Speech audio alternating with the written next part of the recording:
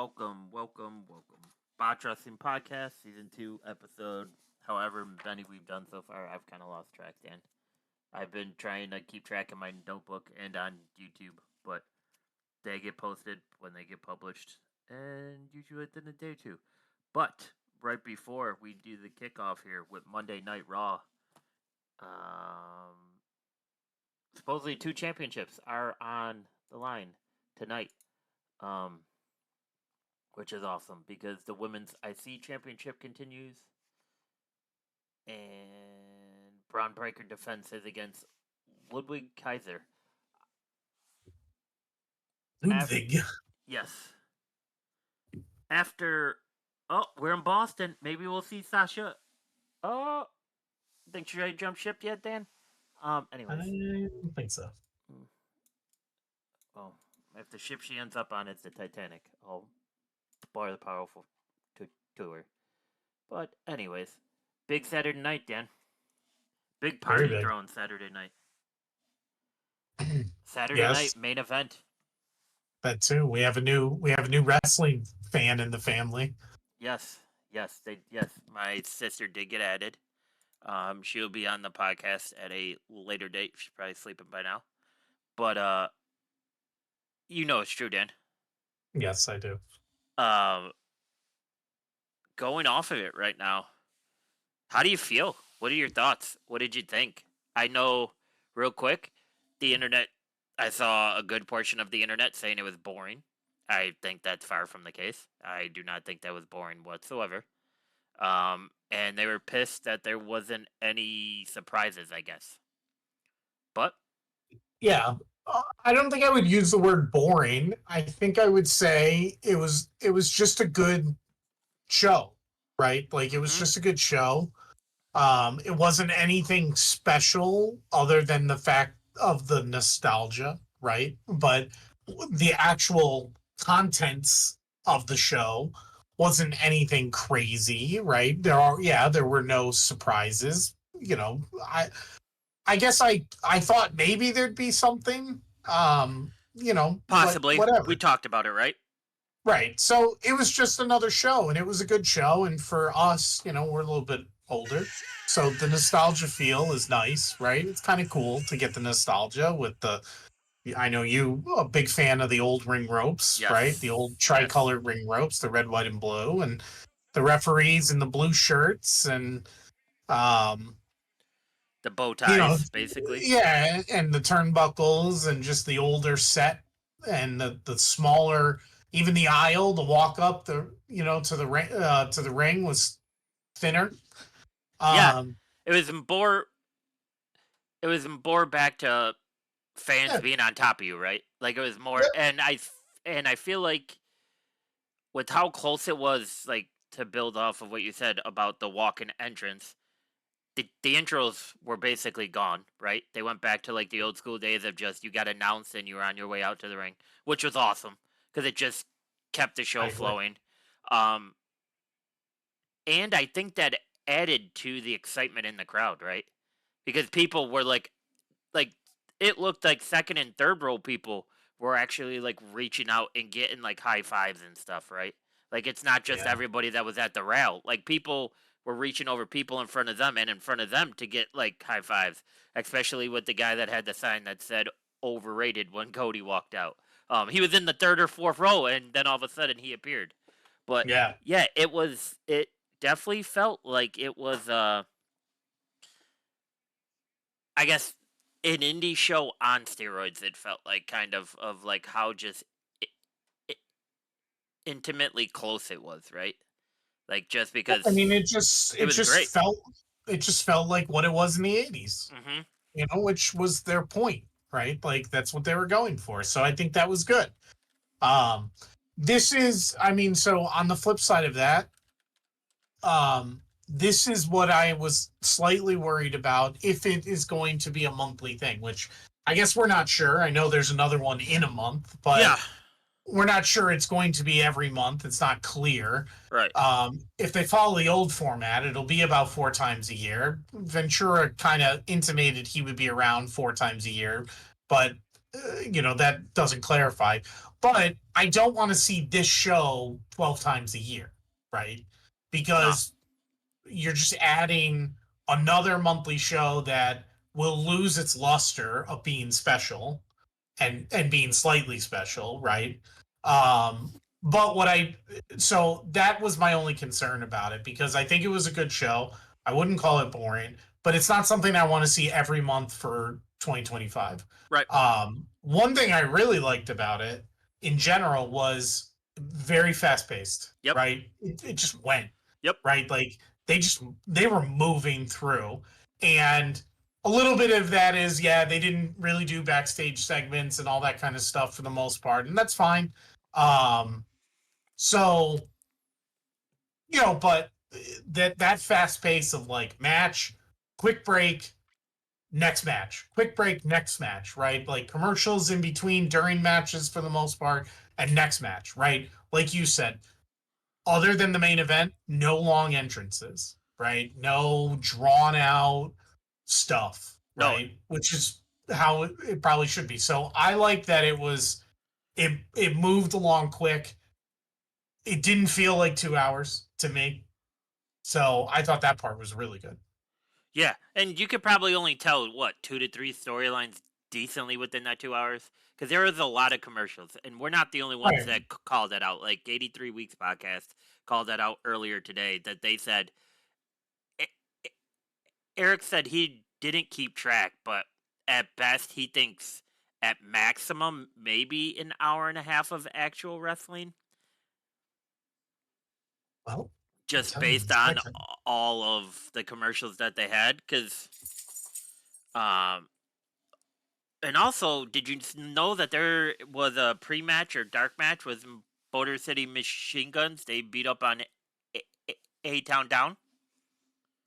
So that's cool that they did that. Because that's two pretty big tag teams for them to say, hey, grab your bags. We're going to Long Island for this, right? Like, that's pretty big.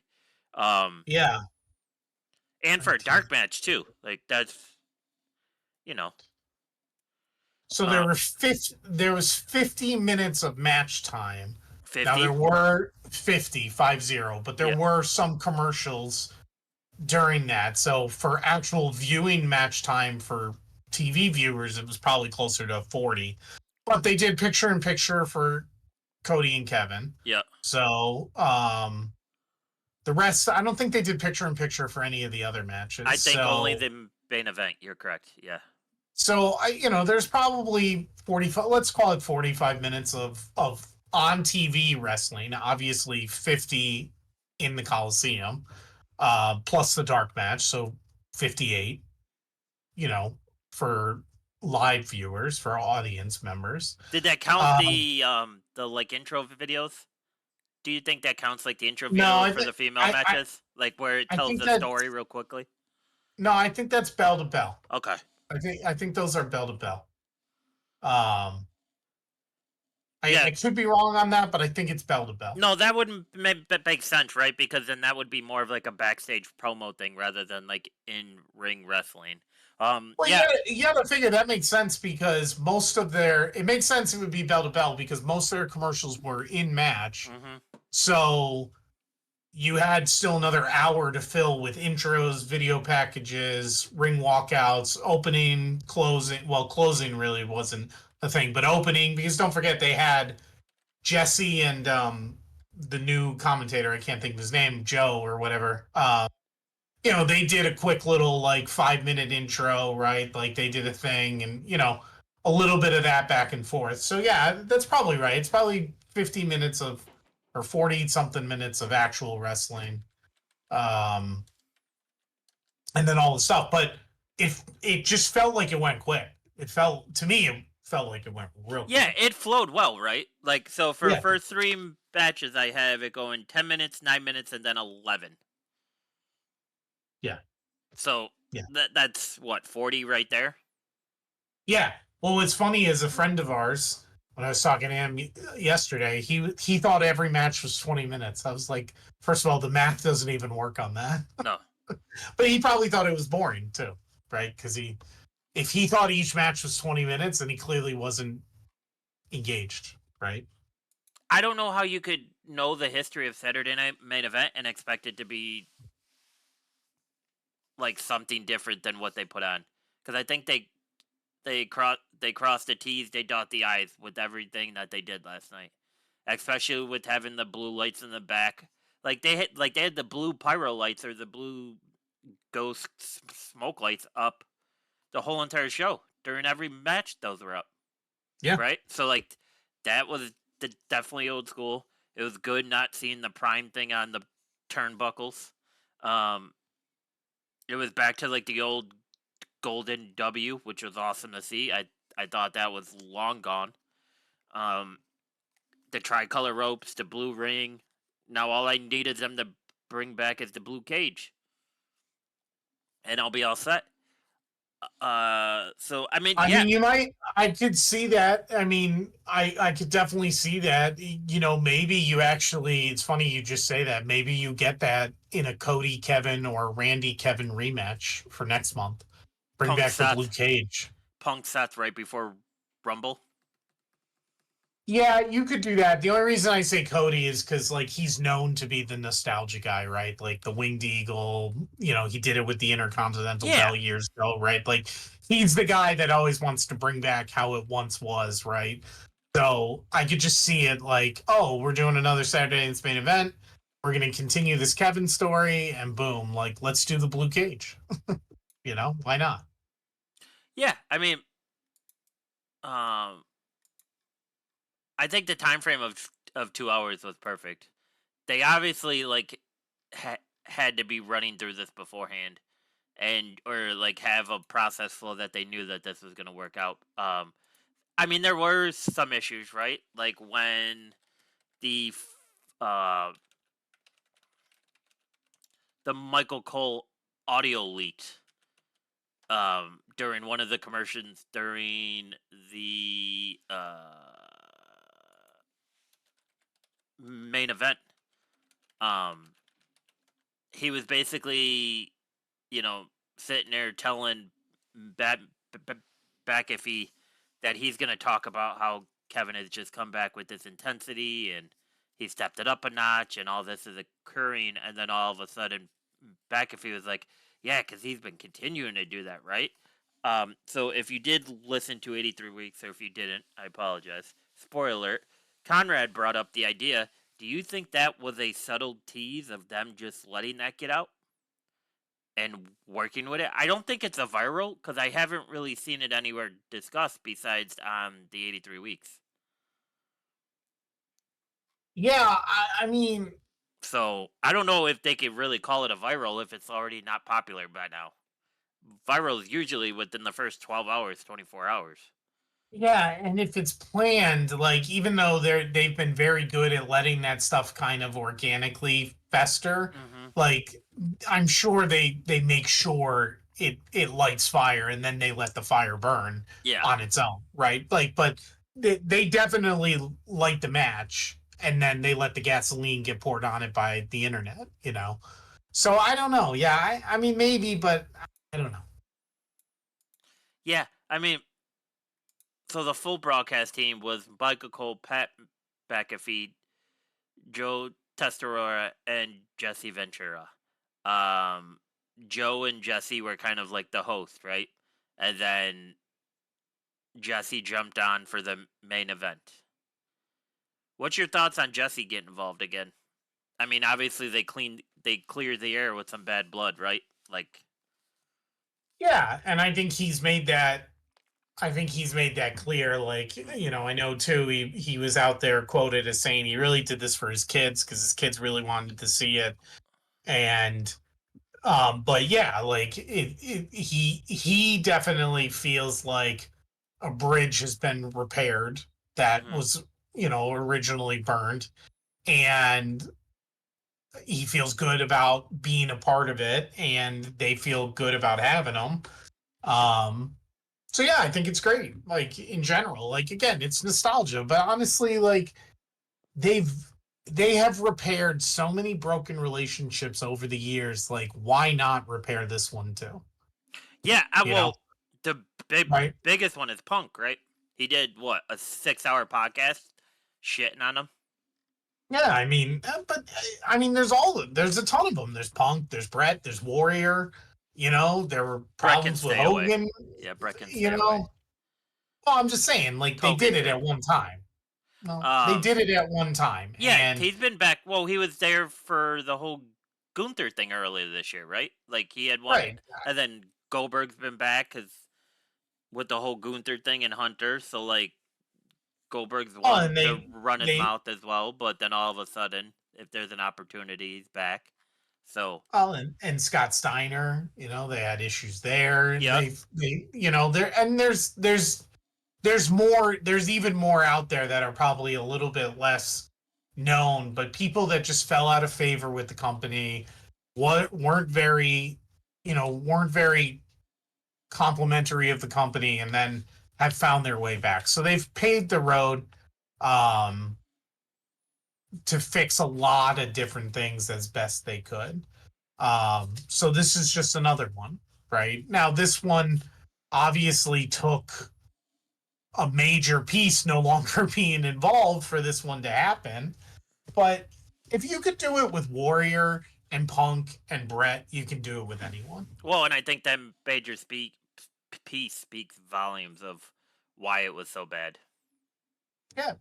I right? just, and to a degree, Punk and Ventura are on the same page of what they hated most about the company, and obviously there's always collateral tied to that. So, yeah, Triple H was a part of Punk's hatred at one point, but I think at the end of the day, it was Vince for sure. And And Hunter was just doing his job because that's all right, he could do at the time. and for Ventura, it was totally Vince. Um, Yeah, and we've so seen yeah. Hunter like turn it around. Like for instance, what they're off these next 2 weeks, right, for Christmas, because Hunter said he wanted everybody home with their families. Yeah, I mean, I So think that their next live event isn't until I think it's the the day second. after Christmas. According to, and I know we'll get to this, but according to Cody's original post from December 1st, he was scheduled for Jacksonville on December 26th, which is WWE Live Holiday Tour. So, there's probably a pretty decent break for most of them Yeah. until then. Yep. Yeah. I mean, so let's talk about it. So first match we had starting off the Scottish Hammer.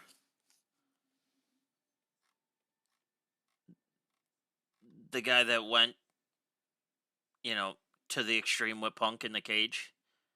Drew McIntyre, aka the Scottish Warrior, the Scottish Hammer, the Scottish Maniac. He's been called all types of things. What was his one when he first debuted? What was it, the Prototype? Or the Chosen One? For Drew? I think Remember? the chosen one, because I think the Prototype was John Cena. There you go. Yeah, that's where it got confused. Yeah, Uh, I think he was. Well, I don't. Was he actually called the chosen one, or was that the story? Is that was so McMahon's thing? so that's what Vince called them. Yeah, Yeah. Okay. yeah. Let me see.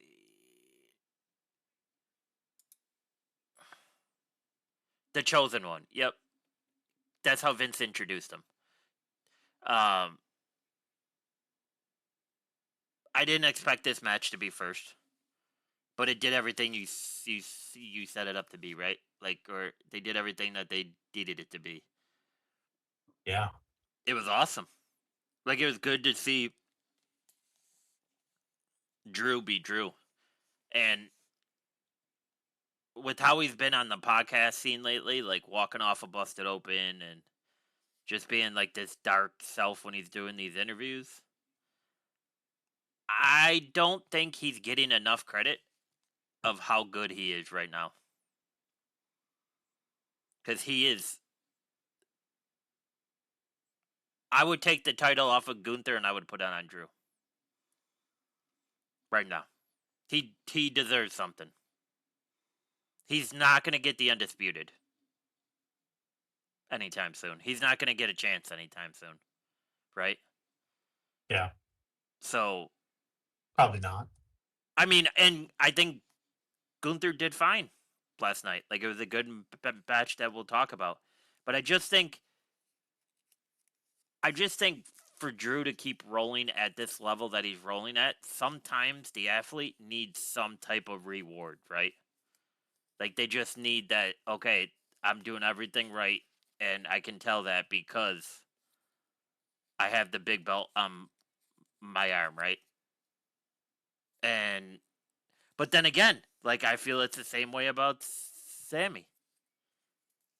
Um like it's just I don't know, like when they're both they're both so good right now, right? And they're good for different reasons. Like Drew's never been this great on the mic, right? And then all of a sudden he's awesome on podcast. He's basically just pissing on everybody's thoughts on the internet wrestling community.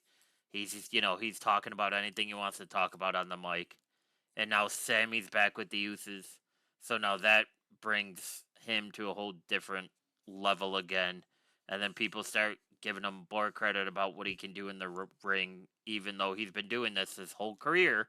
And people just kind of, if he's not with the Usos, people forget how good Sammy actually is. But like, it had everything, right? It had power, it had the stiffness when Drew picked him up and threw him into the table.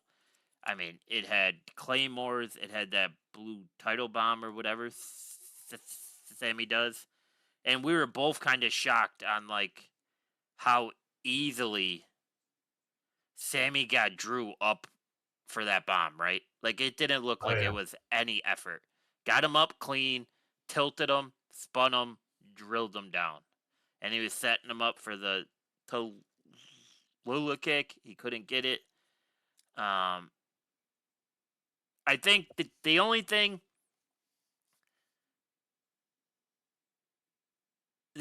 I think I would have done differently with this match is how Drew has the DDT type finisher where he like yeah, hooks both arms and then like the guy's kind of inverted but he's not really inverted.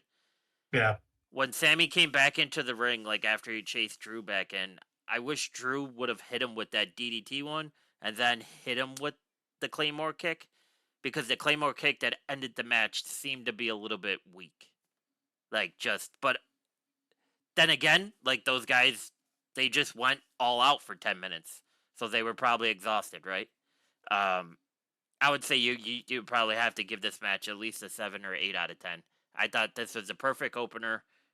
Hunter and everybody in the crew hit this spot on, and it was awesome.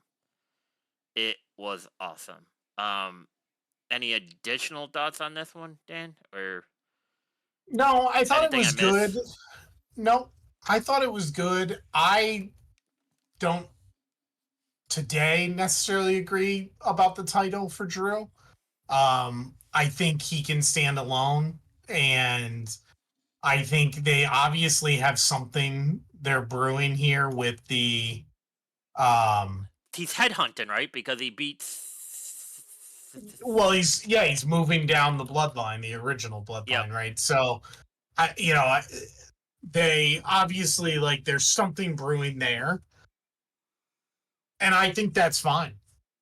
You know, um, Yeah, he said one down, four to go, right? yeah. So one down being Sammy.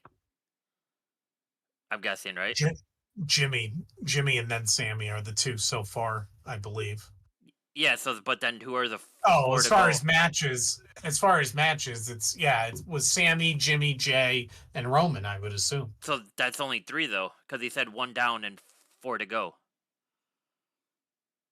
Oh, he said four to go? I don't Yeah, remember that part. Unless he's I just believe talking he said about four to go, but or if that means he's gonna go after Cody too, Punk because again. yeah, Or is he gonna true. go after Punk again? Yeah, But Punk at the I end don't of know. all this. Yeah, that's true. That's a good point.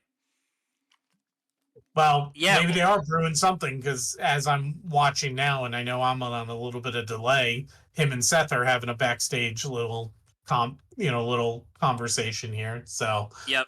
maybe they are going to uh maybe they are going to go back with tying the two of them together, Punk and McIntyre back together. Or it could just be like, right, like Roman's got a lot going on, and maybe they want to start to try to pump Roman up again.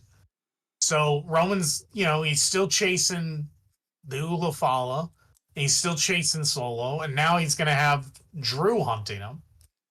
Well, and Seth just told Drew, I got respect for them. The jury's still out on you. Because Seth basically just said he's already taken Roman out of power by himself before at WrestleMania.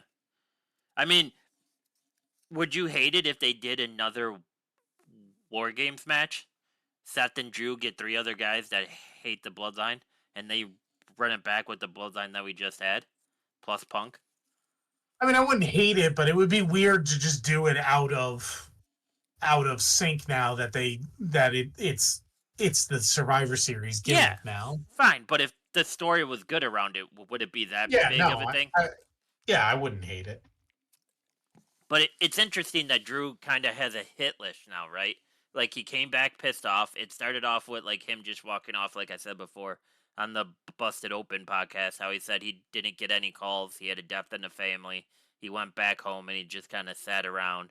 And then he saw everything everybody was saying about him on the IWC.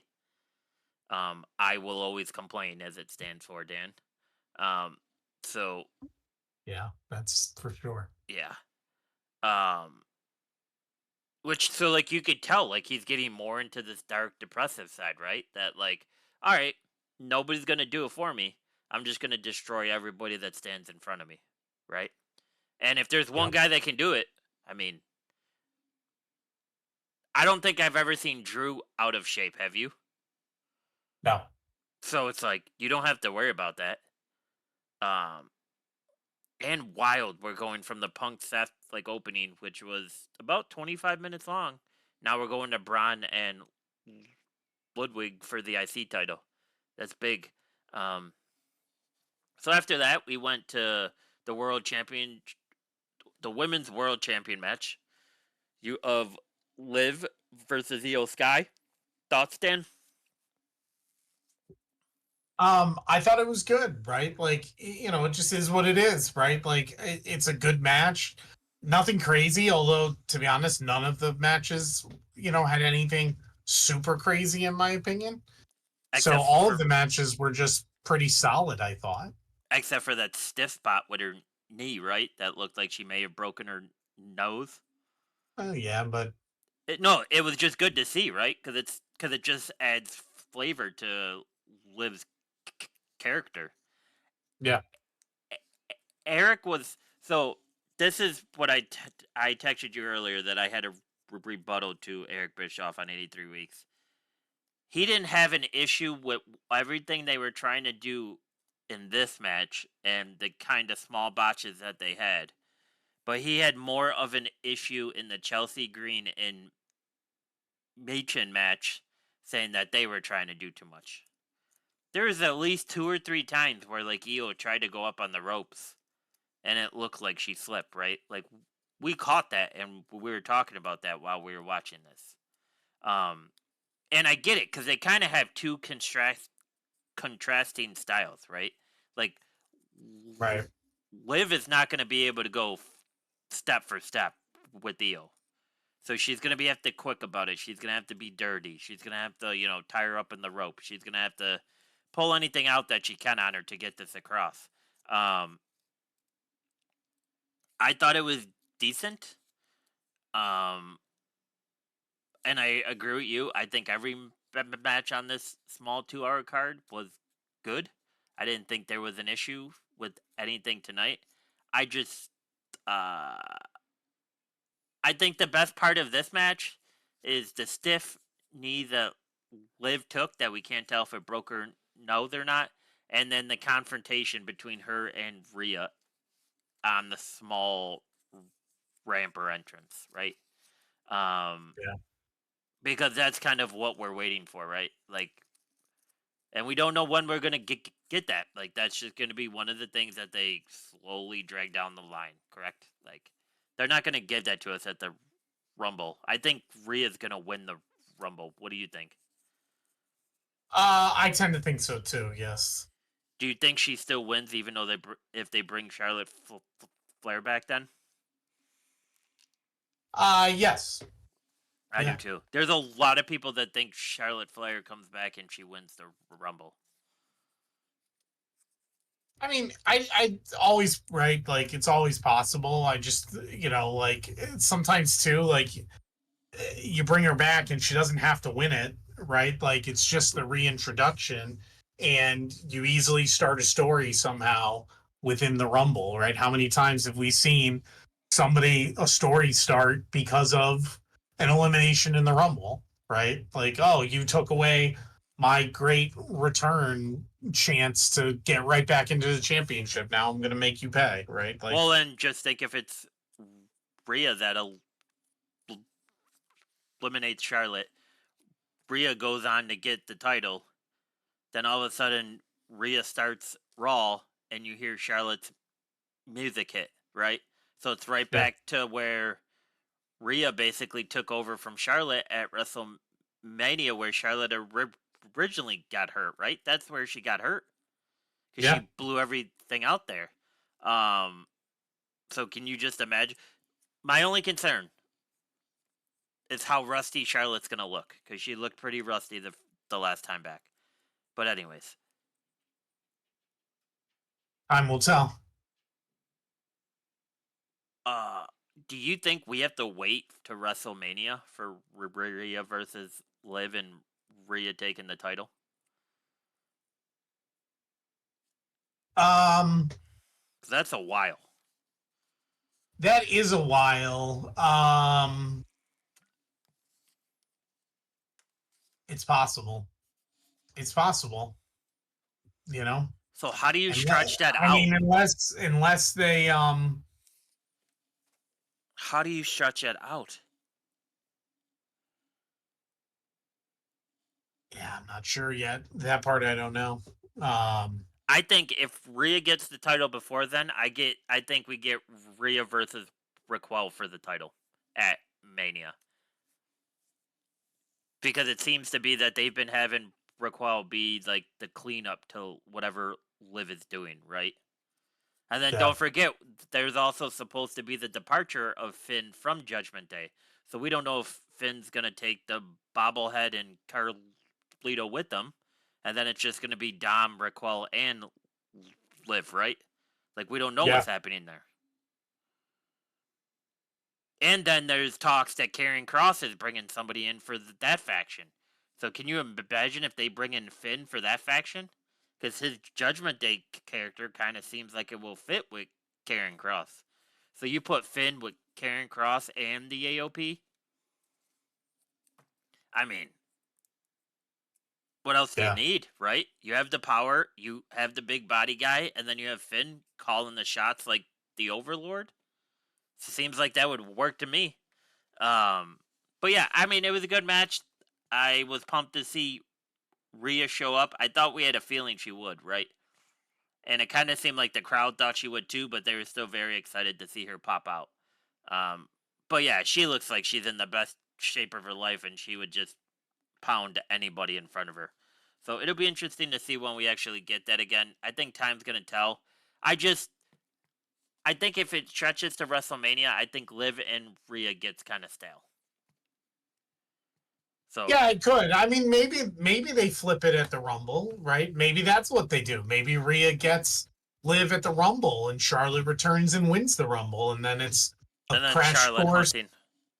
Right, it's a collision course for Charlotte and Rhea. Again, for 3 months. Yeah, 2.0. Yeah. Right. Then it gets Charlotte to get back in shape and ring Ross off. Yeah. They could do something like that, because then too, right? So you have that, and then you're going to determine Elimination Chamber's going to determine the other belt and who's challenging for that. So yeah. Agreed. After that, we had the triple threat for Gunther's World Heavyweight Championship. My only criticism about this card is the triple threat went smooth. Damien, please stop doing over the top ropes. I don't think he realizes how big he actually is because every time he does that senton over the top, his feet always hit on the top rope at the last time, right? Like, and he did it again. And it, like, I get it. He's showing how athletic he is, but I think he showed how athletic he was just by being able to pull off the Undertaker's snake eyes, right? Where he grabbed the Right. arm, twisted it, walked the rope, jumped off, but then he didn't do the clothesline. He turned it into a crossbody, so he had to turn himself sideways in the air, which was cool to see because I don't think I've ever seen anybody take snake eyes and then change it a bit.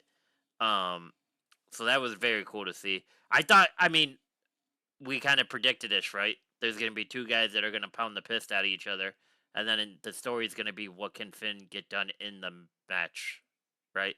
And that was kind of what it is. It was as soon as they started, it was just stiff as can be, pounding each other, clothesline after clothesline, South of Heaven choke slam, Razor's Edge. Finn tried the coup de grace multiple times, um, and I did get concerned when Gunther tried to pick up Damien for the power bomb on the stairs because he almost dropped them the first time, and I'm like, we don't need a JT to see an injury on the first Saturday night main event. Let's wait till like the third or fourth one. But he corrected it. He picked them back up and he dropped them correctly. Good to see. I I get, and I believe we talked about this earlier on or off the pod. There's a lot of talk backstage that people are very high on Finn for 2025, right? Yeah. He has the tag titles. They haven't defended him. I mean, when's the last time that they defended him? Can you call offhand? I don't even know. Right? Yeah. So it's like, I don't know. Finn can do a lot more than just be uh, a tag champ with JD bobblehead. Um, I mean, I don't know. I just so I guess Apparently the last time was November 25th against the War Raiders. okay, so 3 weeks ago, basically. Yeah, and before that the 15th, but a Of dark match. A dark match. Um and then but before that was September 16th. so that So yeah, they went almost 2 2 months. months. And then the first time, so really it's been 2.5 months from TV to TV. Hmm. What do you think happens with these three now? Like what, like career arc wise, character arc wise? Um, Because I think we are at the point where people are done with Damien versus Gunther, right? Like what we saw it twice now, 2 or 3 times. yeah. I don't think there is anybody for Gunther. I would love to see Braun and Gunther, but Braun has the IC title right now. Yeah, I think you could see Goldberg come in now, and this could be like a Royal Rumble thing for Gunther. Does Finn and Gunther spark any interest for you? Not really. Me either. Me either. Me either. I would rather Finn and JD go on like an epic tag team run where they just beat like the Street Profits and then they beat AOP and then they beat Montez Ford and Dawkins, right? And like they just run through it. And then eventually they can say if they're champions and Motor City Machine Guns get the bounce back, they can say we've annihilated everybody here on this roster. Who's left for us to compete with? And then all of a sudden that throws them in there, right? So it's like, Yeah. I hate when the tag team titles go stagnant because I was always a big fan of the tag titles growing up. Well, they might also be just kind of holding steady, trying to figure out if they can get the Lucha Bros in. Yeah, like, well, what's that gonna take, right? Like, Right.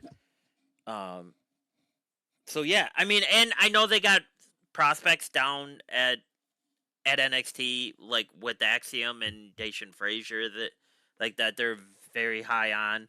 So like you could eventually see them get a bump up, or them do we're the better tag team type match, right?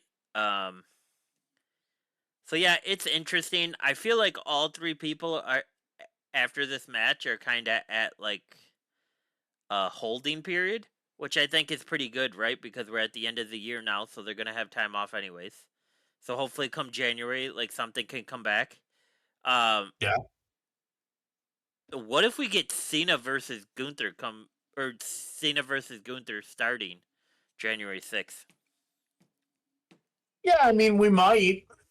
I feel like I don't know what they're doing there, right? Like, you know, I think we could see something like that, but I I don't think think, that one's yeah, tough because I don't know.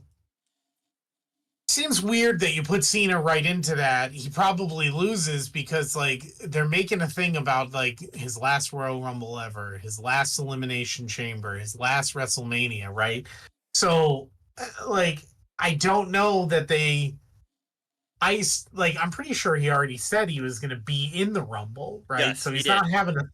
he's not having a separate match at Rumble. He talked about, the opportunity to get into the chamber if he doesn't get the job done at the Rumble, right?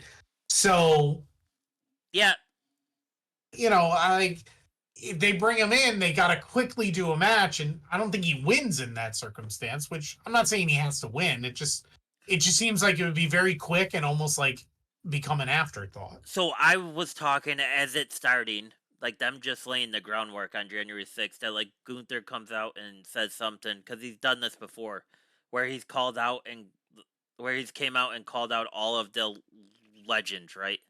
Like he says, I've gone through everybody on this company. There's nobody that can take this title from me once again. I've done everything.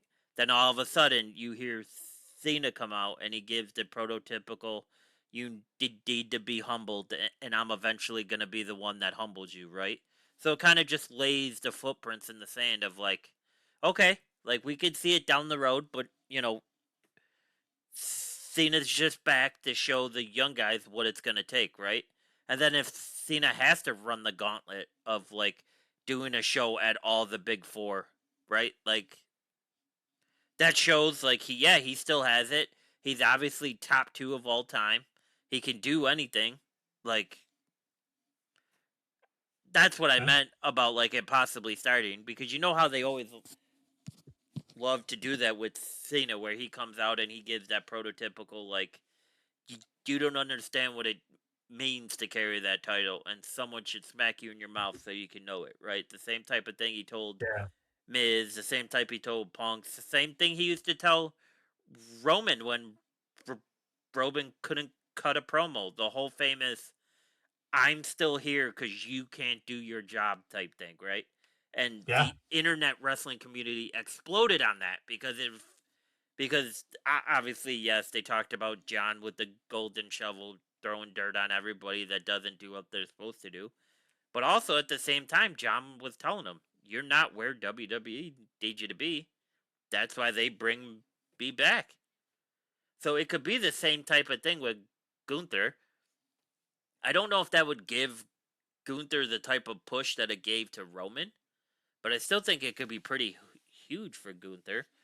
But unfortunately, I do think you're going to be right, and I think it's going to be a Goldberg thing. And Yeah. I don't really want to see that, but it is what it is at this point. You know what I mean? Like it is what it is, Dad. Like Yeah. so. Anyways, on from there, uh, Chelsea Green defeating Machin to be the first ever Women's United States champion. Congrats, uh, Chelsea Green. or as Conrad called her today, Matt Ryder's wife on the podcast, or no, sorry, Zach Cardona's wife. Um, so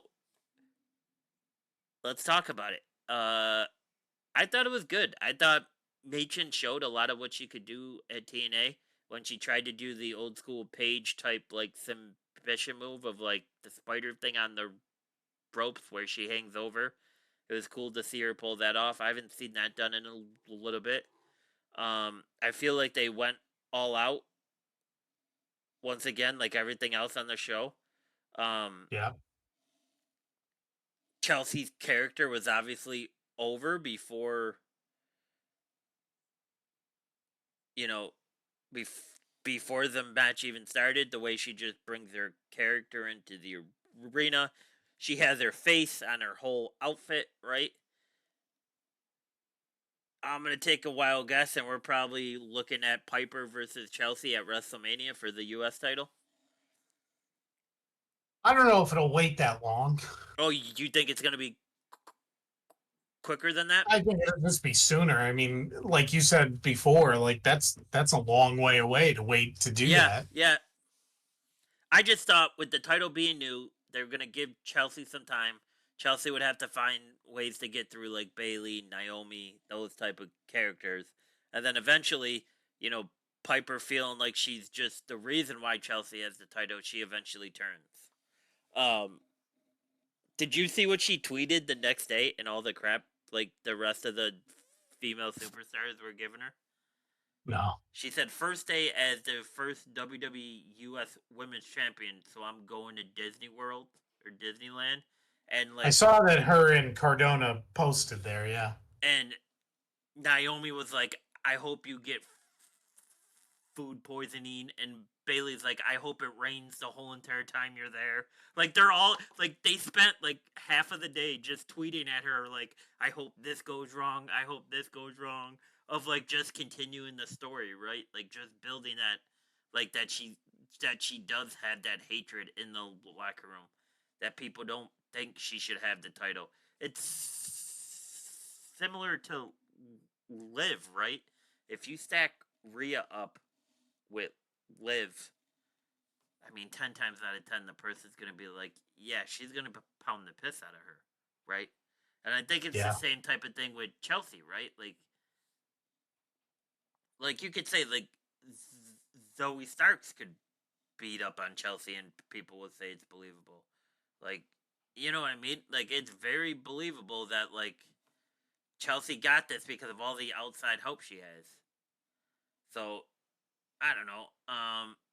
It's interesting. It is interesting. I'm happy for her. I'm glad she got her title. She got her Zack Ryder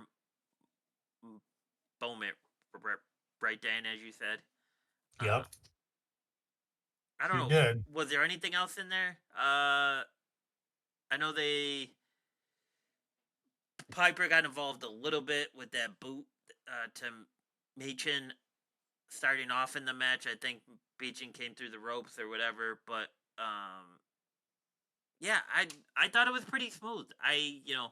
It's obviously not my favorite one on the card, but I'm happy she got the title. I was calling for her to get the title when this tournament started, and I found out she was going to be involved. I said you got to put it on her because her character would do excellent with this. There's one thing that they talked about on the 83 Weeks podcast that I wanted to run by you. So back in the day, remember when Mean Gene used to pop in the ring afterwards and they used to cut promos when they won? Yeah. I think that could have been very beneficial with Chelsea with the belt. Of just going off. First promo, got the belt. She's on an adrenaline high. She basically just tells everybody how it is, right? Right. And also, would you hate it if they brought that back for third matches? No, I wouldn't care. No, I think that would be especially, or if they only did it on Saturday night, right? Like it's just another thing from the past that they bring back to relive. So yeah, I mean that was good. I'll probably say 6, 7 out of 10. There was some slow times in these matches, but I don't think the slow times from is what occurred due to them trying to do too much, like 83 Weeks said. I think slow times is just how these two operate sometimes. And like Triple H has told people before, when you feel like you're going too fast, slow down. And then when you slow down even more. And I think that kind of sums them two up in that match. Yeah. Right? So, um, anything else on that one, Dan? That Nope. we missed? Nope. The next one was what? And you won the bet. Oh, that's right. You won the That's bet. right. Um, I definitely thought he was walking away, but the main event was what everybody was talking about. And Cody Rhodes versus KO, defeating KO. What's your thoughts, Dan? Because I have a couple of things I wanted to run by you, but I wanted to get your full thoughts on this one first. I mean, this is what I expected, when we originally talked about this match, I this is just what I thought. Now I thought Randy might somehow get involved, but I didn't expect Cody to lose. Um I didn't expect it to, I figured it would probably just be the battle. I guess instead of getting Randy, instead we got the post show attack, you know, which is you know, the little bit of like the nuance in the story. So, but otherwise, no, I thought it was fine. I mean, it's just kind of what you've come to expect with Cody matches, which I don't know if that's necessarily a good or a bad thing. Kind of neither. Yeah, I definitely thought he might drop it. Um, all right, let me see. Let me see what questions I want to start with because I wrote these down because I wanted to pick your brain on these. With KO getting the 3 count, he technically got the 10 count on that pin, right? With the ref out. I don't know if it got to actually 10. The problem with those is like the crowd freaking speeds up those Yeah, counts. But yeah, I mean, he got he obviously got at 3 or least a more. 6 or 7 count. But yeah, uh, Yeah. what do you think if KO shows up on Raw or SmackDown with the Wing Eagle belt, saying he's Oh, actually I the think real that's champion? 100%. I think that's 100% what they're gonna do. You do? Yeah, I think that's the whole thing. He took the belt, he left with the belt, he posted on social media with the belt, right? Like, as a joke, I forget who it was, but somebody tweeted he should spray paint an X through it and call himself the real world champion. But, That would be funny. um, Um, like 1,000% expect what that's. I'll be more surprised if they don't do that. do you think he refers to himself as the champion or the interim champion? Oh, the champion. You never. I know, but I just did it because I Yeah, thought his first complaint would be, well, then Cody has to vacate because obviously Cody's in the hospital right next to Randy, right? Because he had what do they call it? The compression of the spine injury again. Um, yeah, something. yeah, I mean that power. Kevin can do that power driver like nobody else, right, man? Like it, like and especially like so for Randy, he gave Randy the old school legs up in the air power drive, right?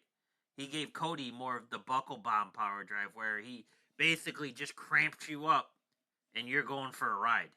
Um, Yeah, and that one looks even more dangerous. So, uh, thoughts on the match? yeah. They call it the package pile driver, Yes, I yes, believe. yes, exactly. Good, good call there, Dan. My questions on the Um, match: yeah. Cody bumping the refs twice. Cody pulling the steel chairs, using it. Is this another small glimpse of Cody going heel, or is it closer to when Hogan used to use this stuff and still get the win and still stay over? Um, I think it's. I think it might be a little bit of both, to be honest. I think it's easily explained away using the Hogan Yeah. example, but it could be a little glimpse. I mean, the ref bumps were made to look very innocuous, right? Like they weren't purposeful. They were clearly one of those deals of he came flying off a rope Yep. and Owens ducked and he hit the ref, Yep. The chair, yeah, so the chair becomes well, he tried to use a chair to screw it. It's here, I'm using it. Well, and the Right? Like Tabor too, right? Cody put Kevin right, on the table. right. But yeah. But Kevin had tried the table first, Yeah. right? Like so, I think I think it's potentially a little bit of both. It could be both. Maybe they kind of try to determine How which people way. feel. Yeah. That's And smart. then they've got it out there either way. Like they're starting to sprinkle it in. Yeah. I like that. Maybe. I like that. Maybe. They can always pull it back, if it's not working. Yeah, I like that. I do like that a lot. Let's see.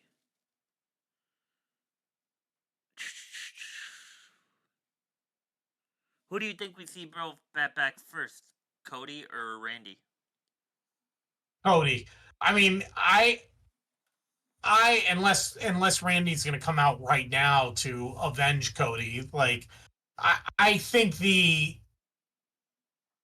just based on what's out there already, I think the quote unquote press release about the spinal whatever, the compression and all Yeah. that is just because they probably weren't planning on having him on TV or having him wrestle until the 26th. Yep. Because he had tweeted out December 1st, his schedule for the month.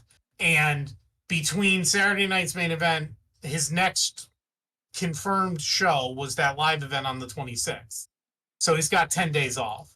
So I think, unless they really go deep into it and they take him off that show, but I'd be surprised if they do that for, a road show that they've been advertising, Can you Um, can you imagine they get to the show, Cody's theme song hits, and KO walks out with the belt? yeah, I mean, maybe they do that. I mean, be interesting at a house show to do that. It's also, I don't know if this is ironic or not, but it's in Jacksonville, the home of AEW. So do they really want to pull him from that show? Right. Yeah. No, he'll I probably be just there.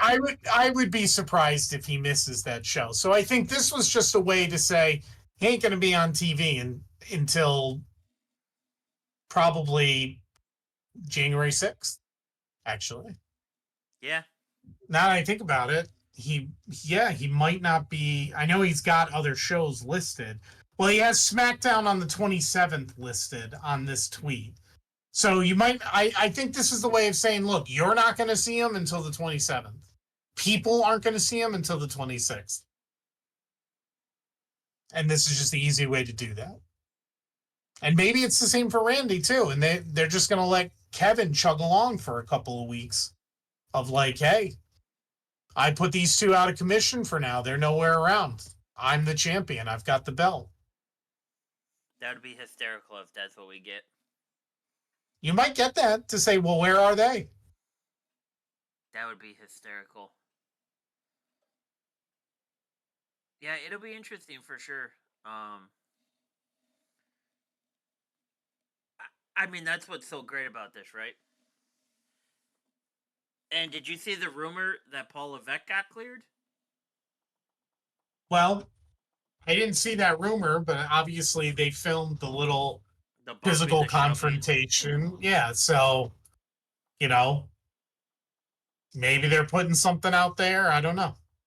It's funny though because it wasn't, and again, this could all be part of it, but it wasn't that long ago that he, in an interview where he said like, no, this Right. won't allow me to ever get back. Right. You When know? he did it with oh, who does Dana White hate? What's his name? Logan Paul, Jake Paul. No, not the journalist. Oh, Ariel Helwani. Yeah, it was during that interview because then Ariel asked him afterwards, like, "Were you scared?" And he's like, "Yeah, I was dying on the table. Of course, Yeah. I was scared." Yeah, and I mean, I know he might not be the only wrestler ever with a pacemaker and a defibrillator, but like if those things get detached, it's a real problem, Yep. So Well, if Hunter can't go, maybe Sean got one left in him because KO said he's always wanted him match with Sean. I don't know. Yeah, I mean Sean's the backup for management. Triple H can't go because of his health, and you know that. That's why you start shit with him.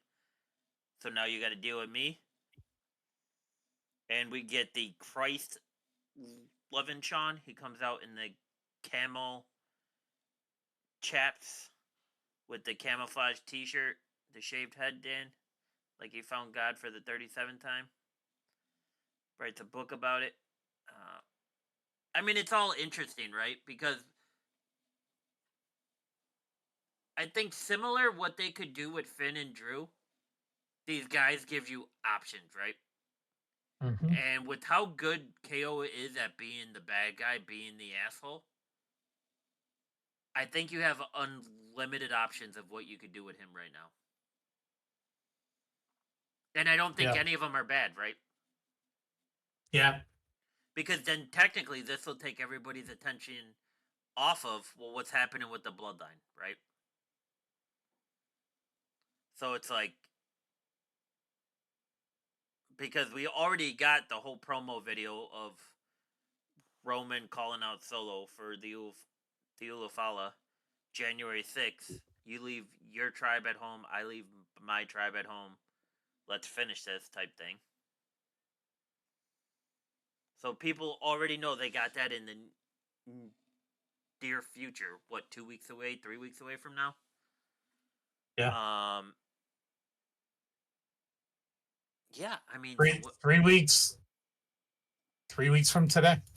Yeah, so what? Like, it's awesome because like I didn't know if we were gonna get this part of KO back, right? Like it just seemed like KO was for a while there. It kind of seemed like KO was stuck being the bodyguard for Cody. Whenever Cody was getting beat up, KO popped up, helped him out, whatever, blah blah blah. Same thing with Roman. I thought we might get like a Roman, or sorry, the same thing with Randy. I thought we might get like a Randy KO type like tag team title run, which I would immediately take the titles off of Judgment Day and put them on those two, right? Because Yeah. Yeah. that would just be classic cinema. Like they would be so good with those titles and the things that they could do in the ring to like slowly pick the tag team apart, pound them, or if they needed to speed it up so it's stiff every time, they could do that too, right? Yep. You could have put them you could put the tag team titles on those two guys for the next year and a half, and I think everybody would have been okay with it because everybody loved what KO was doing as being okay. Well, if you need somebody to fight, I'm the guy that everybody goes to gets to fight. But now KO's back into business for himself, right? Like um, yeah, and as they say, tribal combat on January 6th between Roman and Solo. Another, I think this is the third commercial within the first hour for that. Um, yeah, it's interesting, man, because it feels like we're getting that classic PWG type Kevin Owens back. Have you seen any of his promos from those days where it was Kevin Stein or Steen? A little, not a ton, but I've seen some of it. Yeah. Just imagine if they give him the green light to say whatever he wants to say on January 6th, I right? know. Like, people are going to be like, wait, he said what? Yeah. Like, so it's interesting. Um, yeah, I mean, all around, like, what would you give this out of 10? Yeah, I'd probably give it a 7. Yeah, I think 8 is a good range for this. I mean, they did everything perfect the first time through, right? And we just got Yeah. Punk and Rollins announced for January 6th as well. So that's another huge match. Yeah. Um, yeah, I mean, so it's been great. It's gonna be cool to see who else they announce for January 6th as we start to build this. Um, but anyways, are you turning into the Wednesday headquarter kickoff at 2 p.m. Um, if you can? if I can, I will, but I'm not sure I'm going to be able to, so I might have to see if I can catch it later. It's on Twitter, right? They said it's at WWE. I think they're doing it live on Twitter. I didn't realize that. Yeah. I think it may be live on Twitter. You can let me know if I'm wrong, but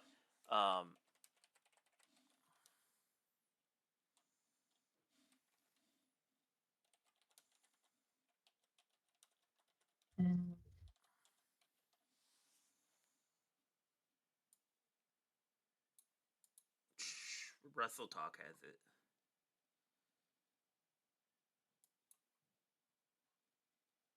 No, they're calling it an upcoming Netflix event. Oh, Really? yeah, they say, yeah, it says Wrestle Talk has it as a WWE Netflix kickoff show has been confirmed during tonight's SmackDown taping, which was the Friday the 13th, with the big stars set to prepare. Another mysterious tease yesterday, so that would have been in Saturday. Paul Levesque, aka Triple H, about an upcoming Netflix event. More has been revealed. Triple H first tweeted 3 weeks till Raw on Netflix. Are you ready? First time ever. Our stars, our fans, open the doors to WWE HQ next Wednesday. At tonight's double SmackDown taping, so that means the double SmackDown taping occurred on the 13th, I would say. So that means the 13th and the 20th. Or so the 20th is probably taped then, right? Yeah, I think so.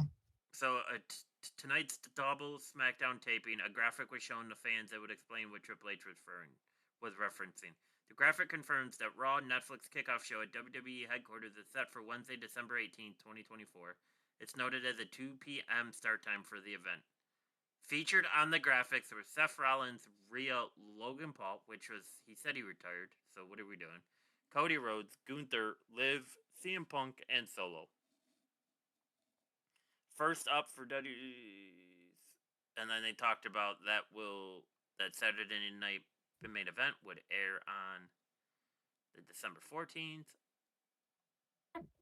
Yeah, 2 p.m., 11 a.m. Pacific time.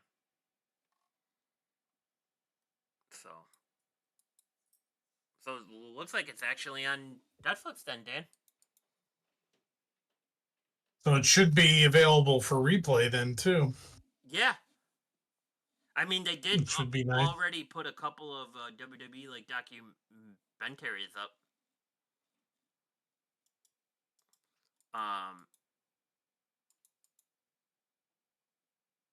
So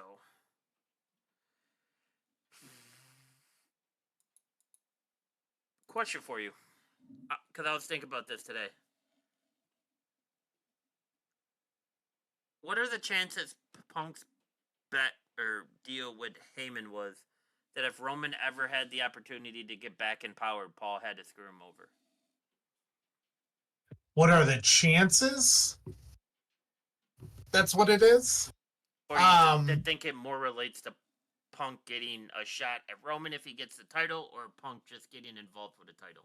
I think it's just a title shot. I think we talked about this before. I think it's just a title shot, and in the end, the timing of it will mean that Paul has to screw Roman to give it to Punk. I think that's how they're doing that. I don't think it's going to be explicit. You have to screw him for me. I think it's going to be, oh, you have to do something that in turn will screw him, but oh well, too bad. That's his problem, not mine. Yeah. And probably lead you on a Punk v Roman course for a while. Oh yeah, they're gonna milk every dollar out of that they can, right? Yeah. Especially if they get to go to Chicago a couple times. Like, Mhm.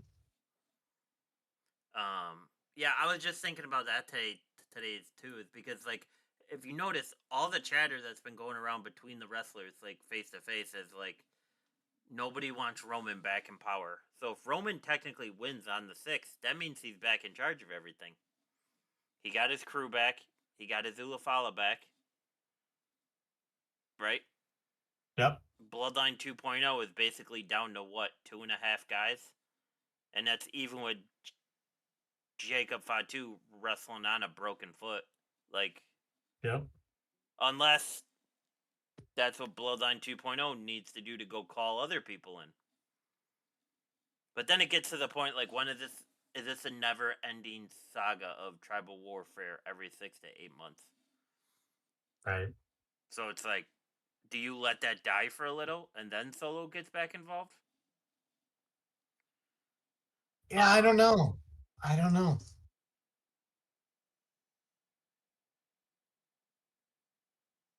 So, Rhea just told Dom he has a tiny chicken finger. So, that's awesome. Good for her. And then she went like this. That's awesome. Yeah, yeah. Yeah. And they also referred to her as Rhea Bloody Ripley. Oh. And now Sammy and Drew are going into it as Seth walks out. Drew looked like he was walking up to talk to Seth, and Sammy came out of nowhere. So it looks like we're not done with Drew and Sammy then, huh? No, probably not. Throw it on for January 6th, because I got a feeling that's where we're doing. Quite possibly. Who has a problem with who? Show up on the 6th. We'll figure it out then, right? Like, that's kind of what this seems like right now. Yeah. Like, who hates who? All right. Yeah. So yeah, I mean, it was great to have it back. When do you think we see them put the Saturday night main event ring back in the stores? It has to be coming, right? Oh, didn't they? They sort of already did that though, didn't they? Doesn't our buddy have that one already? I don't know if they called it the Saturday Night Ring, So but it's the setup from back then. it's the one that has the entrance is the W, the big golden W. Did they Yeah. have that Saturday night? I didn't see that Saturday night. I, That's what I was wondering. yeah. They did have They it. didn't. They didn't market it as. They didn't market it as the Saturday Night Main Event set, but it was like a nostalgia set that was um very reminiscent of the Saturday Night's Main Event era for sure. See, that was the thing. That was just their ring and the way things were for a long time, you know? So, um, Yeah. No, I get it. trying to find it. I just think it's just another thing that WWE has just opened up to printing cash on, right? Like, I mean, so maybe they potentially. I wish I could find it now because, like, it had a whole setup with the yeah, lights and everything. yeah. Um, But was you that know, just a generic set for every wrestling show back then, or is that specific to? yeah, Saturday no, Night? that was kind of just what it always looked like. It's just on Saturday night, it was probably a little more featured. Yeah, that's true. That's true. All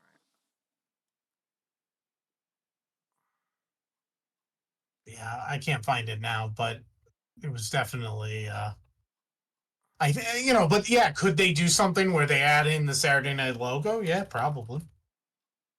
It's interesting, man. Very interesting. So, uh, I guess would you like to talk about AEW for a bit, Tim? Since that's Yeah. all of our WWE news. Did you have anything else on WWE? I apologize. No, no, I'm good. So I don't know if you saw this. This came out today. This is on Wrestling Headlines as of 6 hours ago. AEW Collision to air on USA Network every Saturday in Canada starting in 2025. Oh, well, good for them. I mean, that's what like 90% of their roster, anyways, right? Good amount for sure. So, um, yeah, and if you didn't see it, Eric Bischoff raised some concerns over Ray Phoenix, and he said he's in prison at AEW. So, I'm sure that went over well with Tony. Yeah, I mean, I don't think Eric cares. That's for sure. So I guess as of right now, their big thing is Jericho versus Cardona, right? For the Ring of Honor Yeah, titles, but that's Ring of yeah. Honor. Sorry. That's Ring of Honor, which they obviously they cross over, but they still try to pretend it's two, which I guess it is in a way, but they cross it over enough because half the Ring of Honor champions are AEW wrestlers that carry the belts on AEW TV all the time. Right. Right.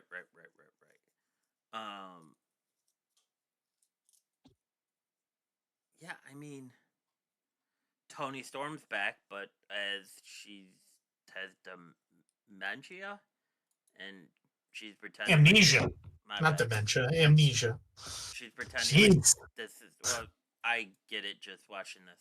So, um, so she's basically Restarting.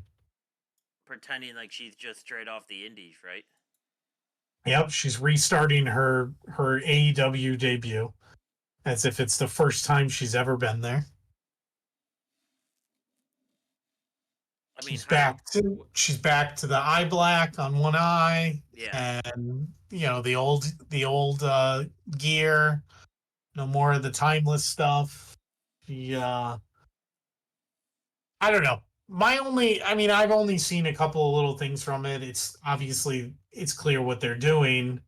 As far as what her story is, I don't know where they're going with it, but my only thing with them in general is like, every show needs A, B, C, D storylines, right? I feel like with them, they always take their like B, C, and D storylines and try to pretend they're A storylines. correct. I think that's their problem, right? Like, Well, and somebody has to tell Tony the definition of a storyline. well, yeah, but I mean, like, as far as like these wrestlers who are likely coming up with this stuff on their own and pitching it and getting the approval to do it, are then it's like, well, this is an A storyline. It's like, well, not really, but you don't really have anything else going on. So yeah, I guess it is because you don't have anything going on, but it's really not otherwise. Yeah, I mean that was the biggest thing that everybody's been talking about, right? Besides the fact that Mercedes Bonet, I forgot who she was for a second there, scheduled for a double title match at AEW New Japan Wrestle Dynasty. So she's returning to the Tokyo Dome, where it started when she called herself the CEO. Dan. Okay. Yeah.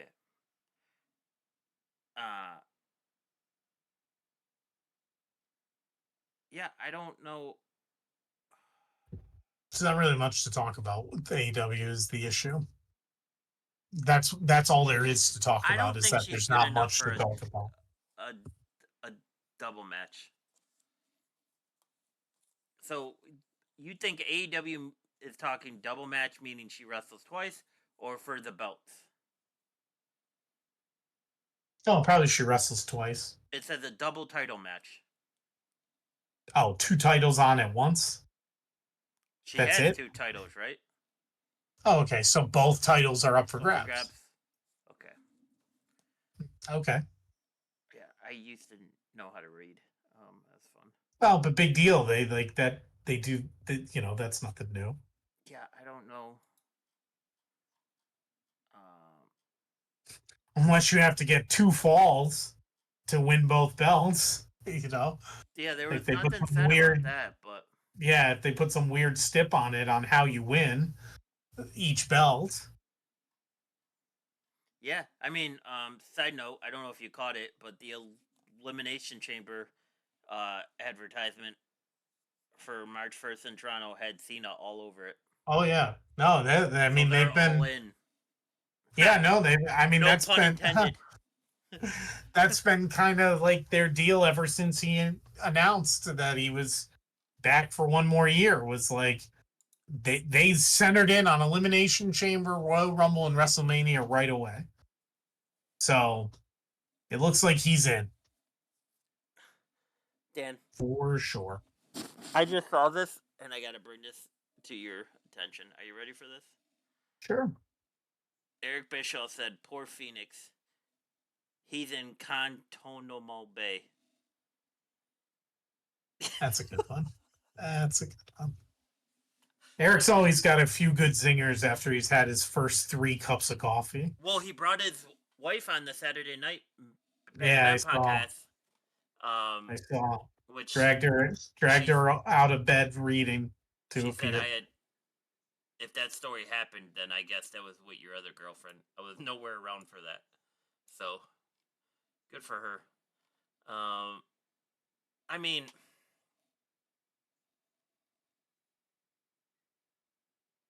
is this?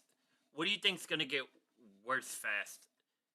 Ricky Starks or Ray Phoenix? Because Ricky's technically been home since March. He did say on the Chris Van Lee podcast he had an issue with a stinger back then. So he took some time off because he just wanted to get cleared to make sure that everything was fine.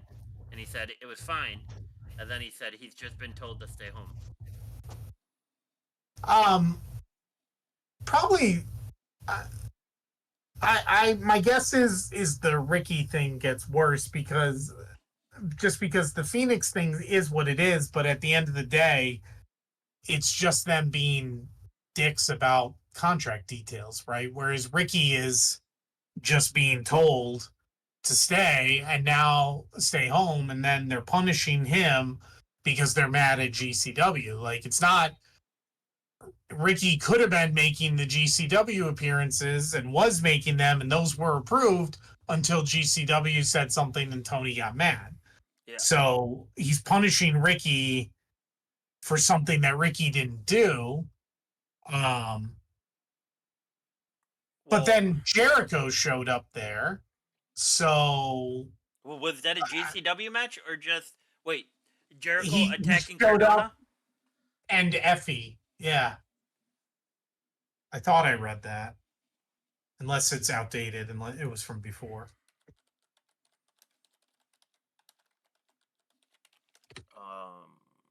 No, it was a GCW event. For some reason, I thought it may have been a different indie show, but that makes sense. Right. So then, like, so you were mad, and that's fine. Like, well, I mean, it's not fine, but it's your prerogative to be mad about it. And you stopped Ricky from going because you're mad, but now you let Jericho go. So that doesn't make any sense, right? Like, so, but the Phoenix thing is like, yeah, the issue over the medical treatment, that, it's going to be he said, she said thing for a while. But at the end of the day, yeah, I mean, was it a dick move to add injury time? Yeah, but that's a contract, so that's what happens. The Ricky thing is just not very explainable. So this whole contract thing that Tony seems to be doing right now, where he seems to find a pair of testicles to pull out of his dad's purse to actually, be strict about things. This is what's destroying the relationship with GCW too.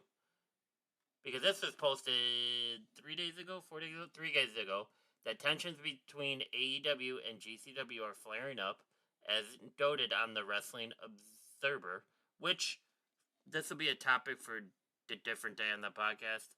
I think the Wrestling Observer being so close to AEW is part of half the problems that AEW has. But that's, like I said, different conversation for a different day. Brett Lauderdale booked Willie Mack for the December 14th GCW show in LA. Mac called Brett and said AEW pulled them from the show and all future dates.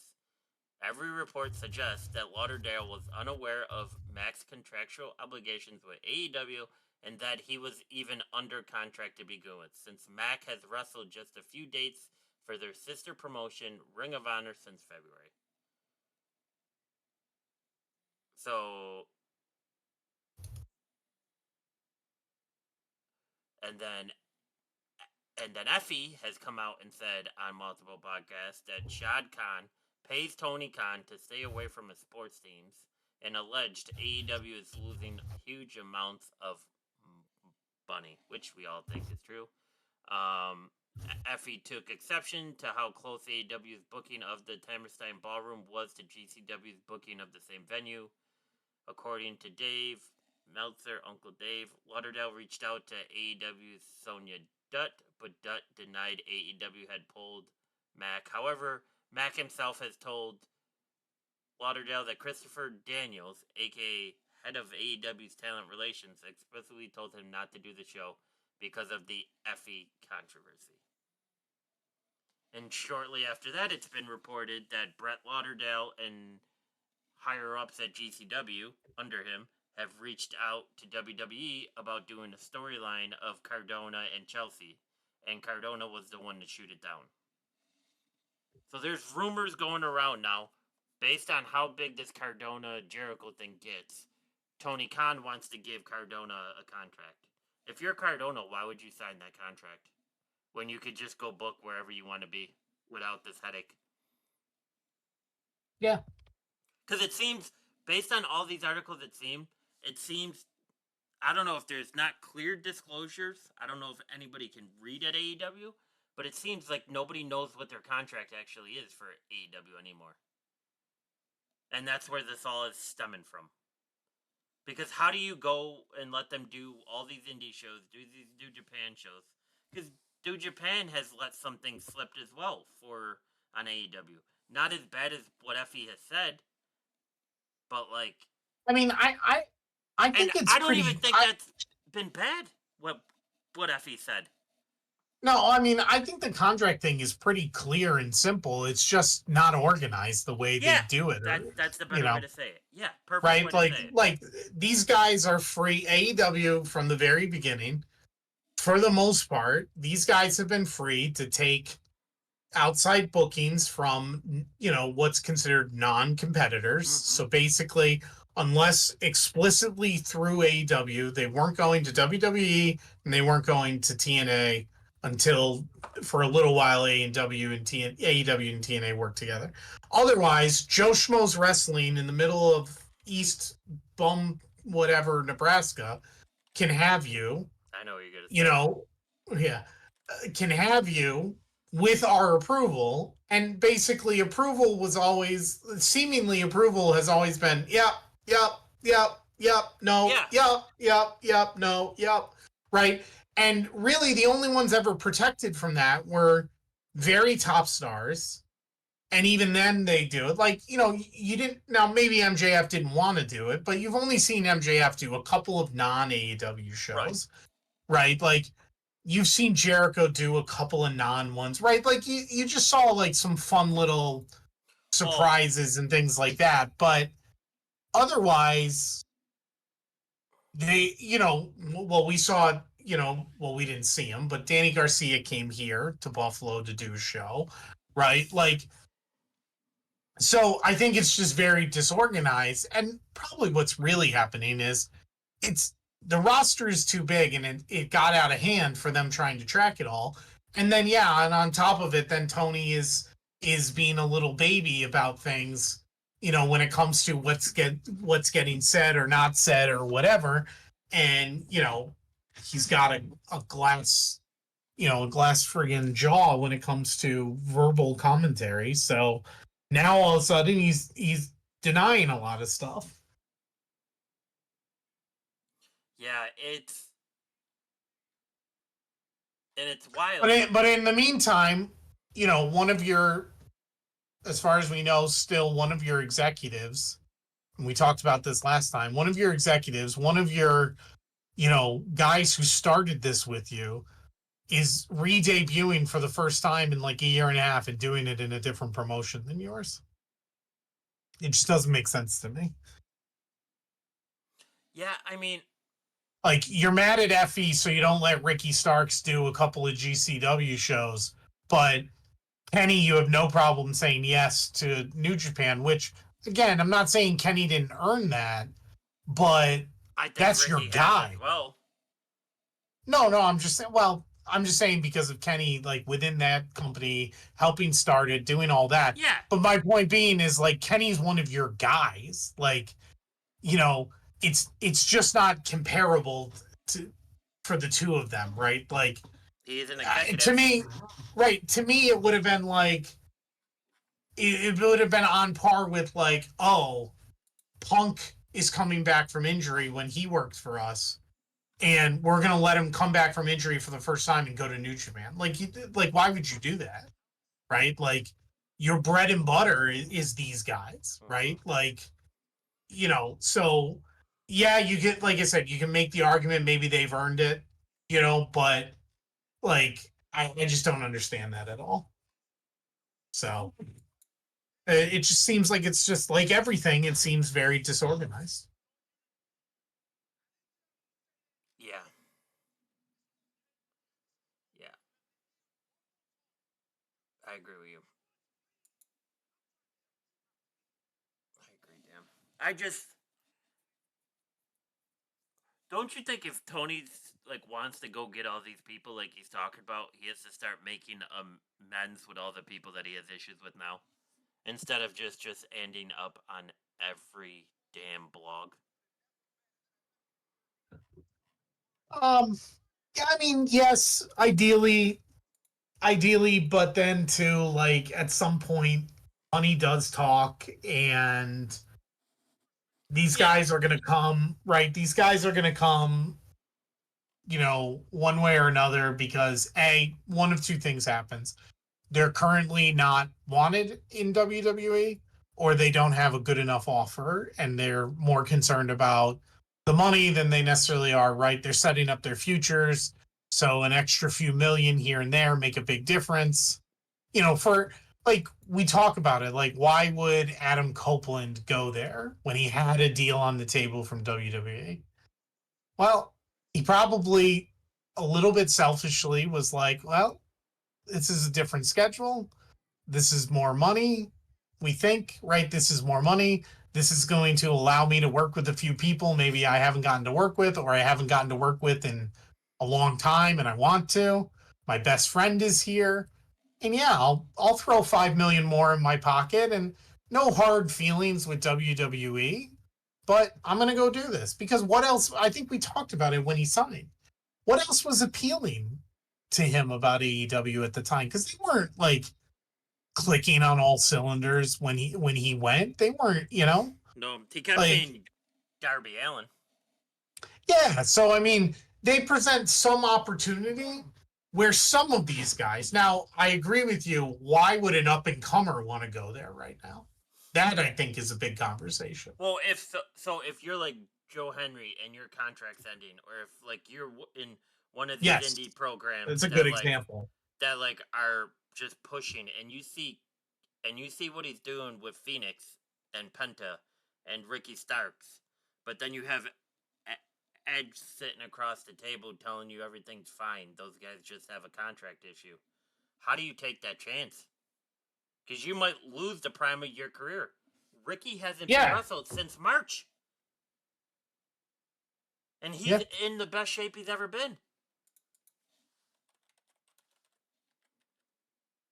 Yeah, no, I definitely I agree on. He's 34, Ricky is, and he can't do anything right now. No, I agree. These up and comers, that they're gonna have more trouble getting them with these stories out there for sure. But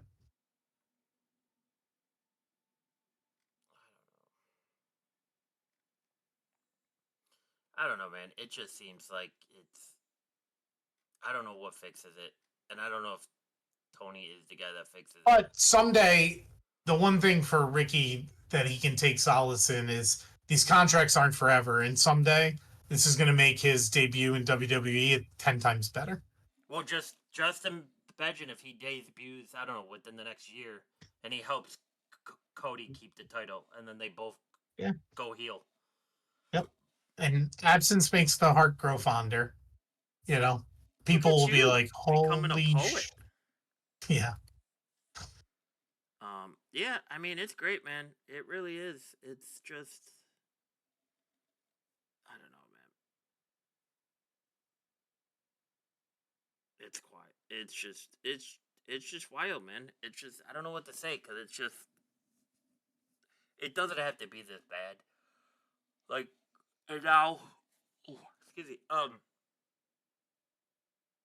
TNA, there's articles that it's more WWE guys that want the chance to go to TNA and work. So it's like, you're going to let WWE get this established, and you also have your so-called farm system, GCW, trying to make plans with WWE. So if Tony got that upset about what Effie said on the podcast, just think about how fired up he must have been when he heard that Brett called WWE to try and pitch his storyline. Right. You know what I mean? And I would say, based on Effie, no disrespect to Effie, I would, based on Effie, or the story of GCW doesn't want to work with AEW, so they're going to reach out to WWE, I think that does more damage to the brand of AEW than an indie wrestler saying Tony's paid to go away by his parents, like we all know that he is. Right? Yeah. So, anyways, that note, we go into Elimination Chamber, Dan? Well, if our version of Big Papa Pump has anything to say about it, we are. We should start researching. I'm not really sure. I'm not really sure if Mad Mama Pat agrees. But yeah. So, anything else to add for tonight, Dan? I think we had a pretty good episode. Pretty good night on Raw. Raquel got basically screwed by Zoe Starks. That always works well. I don't see them putting that title on Zoe Starks. So, yeah. Cena showing up on advertisements for the Chamber is always great. I'm sure they're on their 12th or 15th different Netflix commercial by now. So, what do you say, Dan? Anything to add for the people? No, I think Nothing that's for the it. people? All right. Nothing for the people. Schedules might be a little bit crazy coming up with the holidays now, so it might be an extra week or two, but we'll be back, I promise. So we might be taking our own holiday break, like WWE. Yeah, Paul told me to take the rest of the year off, so I might do that. But until then, obviously, we'll try to be back before then. Keep watching wrestling, even if it's AEW. Anything helps. Subscribe to TNA. Get ready for January 6th. January 25th, Saturday Night Main Event. And let's hope KO shows up with the Wing Eagle belt. Until then, adios, folks. Thanks for tuning in. See ya.